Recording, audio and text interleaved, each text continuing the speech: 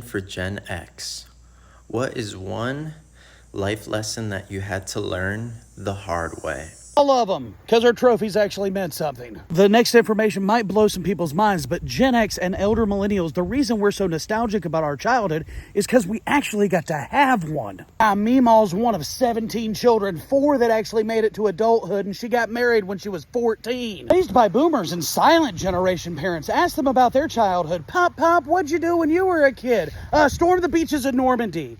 Like old Christopher Walken showing up and handing Butch his daddy's watch. A lot of childhoods that didn't have childhoods. So that's as confusing as the MCU timeline here, but I'm saying there's a lot of people who are being harsh on parents that definitely had a harsher childhood. Gen X talks about absent parents in their childhood, but it's because their parents didn't really have a childhood. What kind of advice were they going to give you? We used to play kick the can.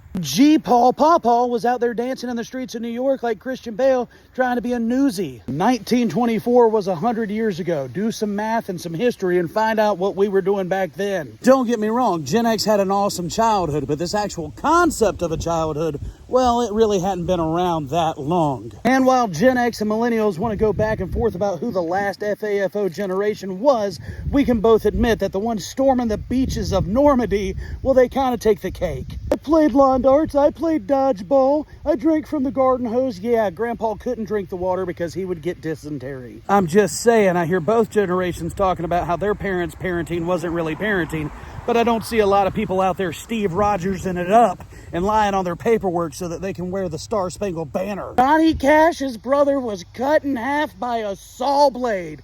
Not really a problem that any of us had growing up. The best advice I've gotten from my grandfather is no one's coming to save you. You have to save yourself. Man was born into poverty on a farm. You know what he did? What he had to. All I'm saying, Gen X, millennials, zennials, Gen Z, boomers, whoever's listening, can we stop talking about who had it rougher and maybe start trying to make it better? So use your magical Google machine and see how much things have changed in the last 100 years.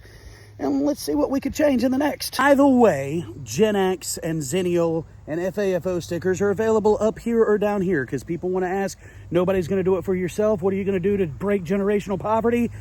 We make stickers. On the 8th of November, the angels were crying. Yeah, go listen to a Big and Rich song. Learn you something.